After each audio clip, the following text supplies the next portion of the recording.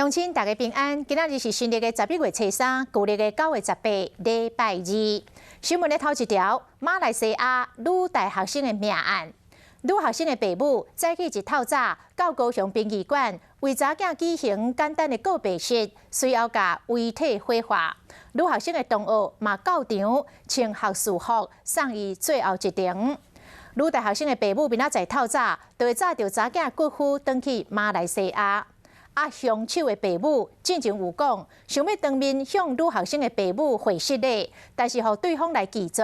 所以凶手的爸母今仔日透过里长发表道歉的声明，讲希望会当肃审肃判，互后生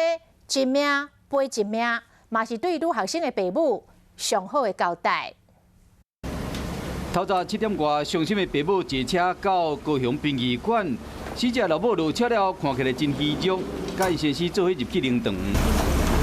死者同学穿学士服挂嘴暗，要来送好朋友最后一程，为人艰苦甲伊700岁，现场的气氛真感伤。学校代表陆续到场念香祭拜，法会结束了后，随火化，甲好朋友道别，这学生哭甲无法度讲话。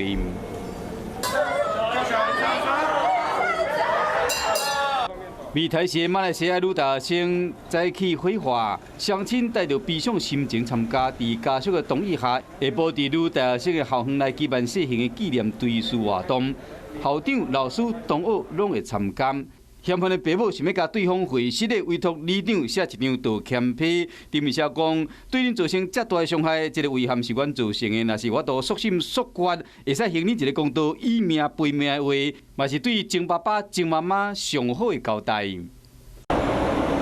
失去爱女的老母，这2天来哀痛的身影，互人看到真唔甘。明仔载透早，因就要甲查某囝的骨头夫做一个婚礼离开，返去马来西亚。